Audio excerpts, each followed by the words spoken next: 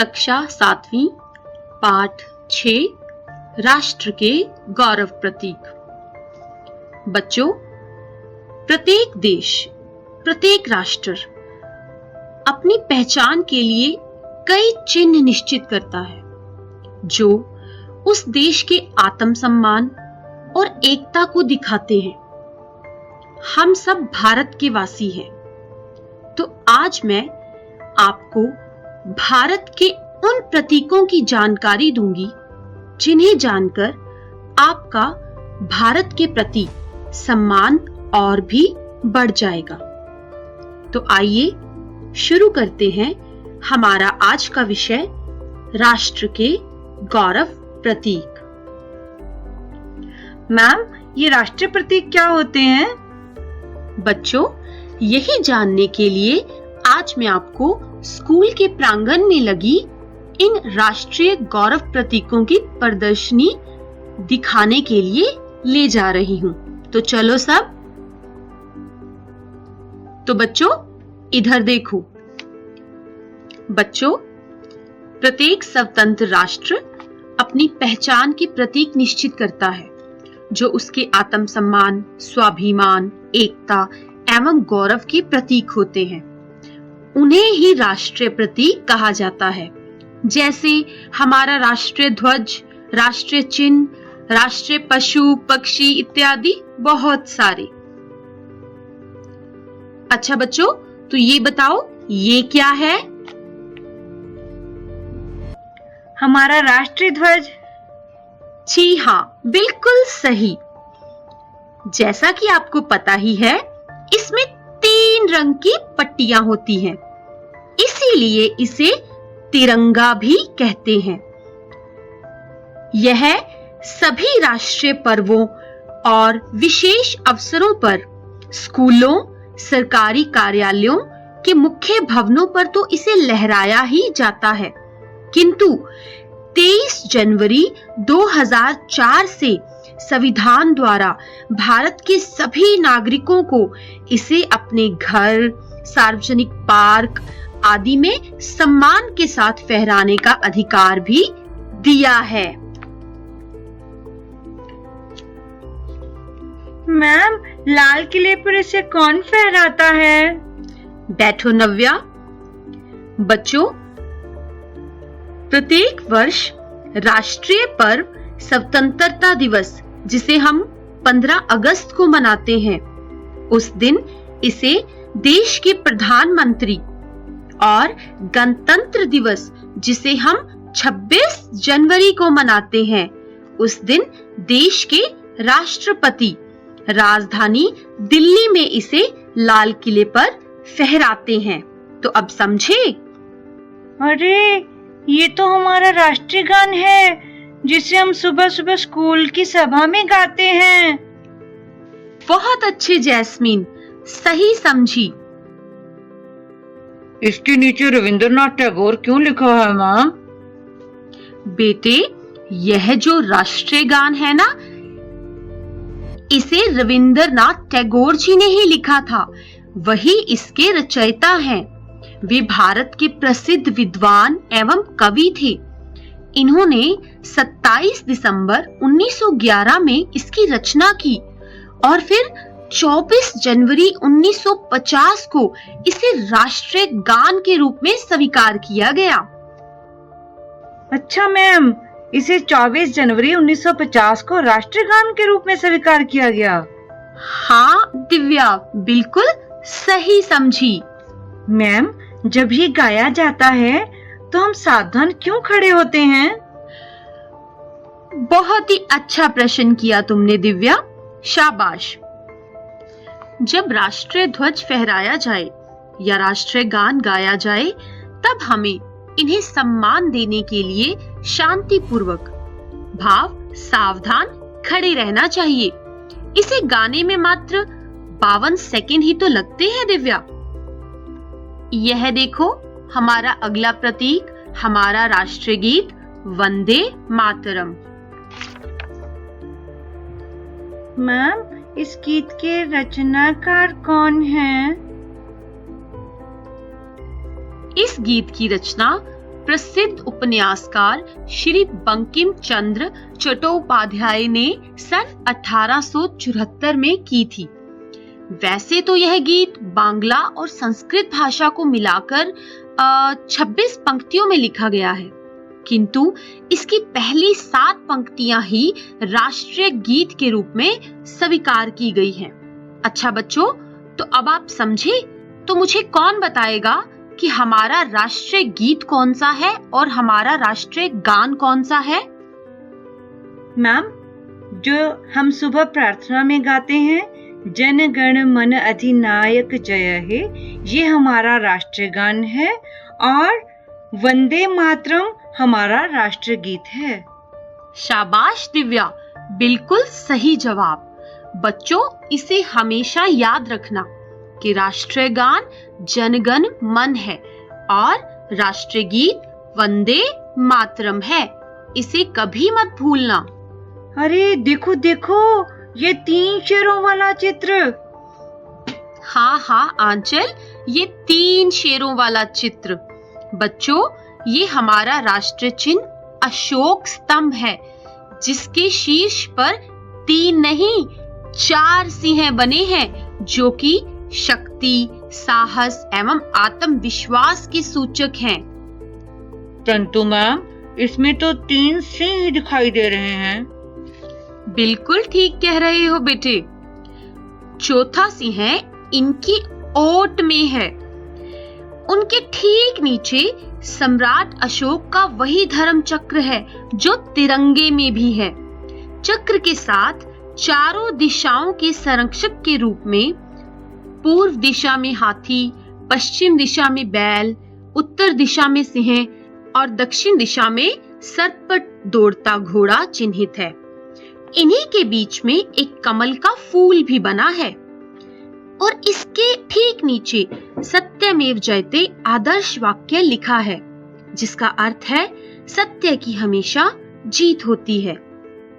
ये तो रुपयों और सिक्कों पर छपा रहता है।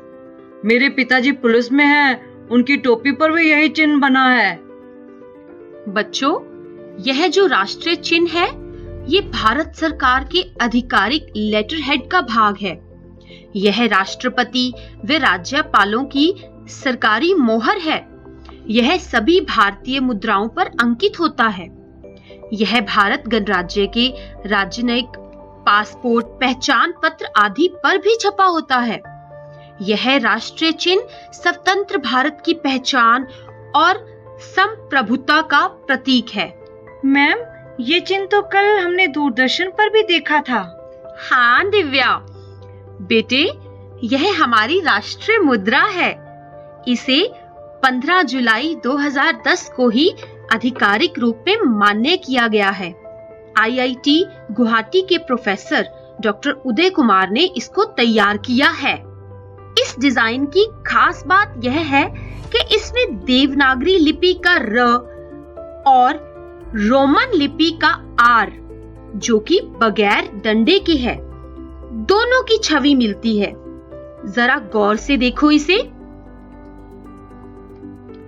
इससे भारतीय रुपए को पहले अंग्रेजी में RS या RE, जो कि रुपए के लिए प्रयोग होते थे, या फिर INR के रूप में दर्शाया जाता था, किंतु अब के बाद रुपया, जो कि हमारी भारतीय मुद्रा है, 5वीं ऐसी मुद्रा बन गया है जिसे उसके चिन्ह से पहचाना जाएगा। हमारा यह चिन्ह भारतीयता और अंतरराष्ट्रीयता का अद्भुत मेल जान पड़ता है। मैम, ये तो हम सबके प्रिय बापू हैं ना? हाँ बच्चों, ये हमारे राष्ट्रीय पिता महात्मा गांधी हैं। मैम, इन्हें राष्ट्रपिता क्यों कहते हैं? क्योंकि महात्मा गांधी ने भारत को जगाया, अपना काम स्वयं करने, विदेशी वस्तुओं का बहिष्कार करने की राह दिखाई, सत्याग्रह और असहयोग जैसे आंदोलन चलाकर अंग्रेजी शासन की नींव तक उखाड़ दी, भारत माता को आजादी दिलाई और नए राष्ट्र का निर्माण किया। इसलिए हम उन्हें राष्ट्रपिता और बापू कहते हैं। साथ ही तुम्हें बता दूं कि बापू के जन्मदिन भाव 2 अक्टूबर को गांधी जयंती यानी राष्ट्रीय पर्व के रूप में मनाया जाता है।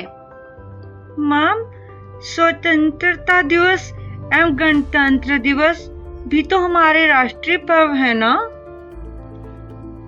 बिल्कुल ठीक, शाबाश नैना।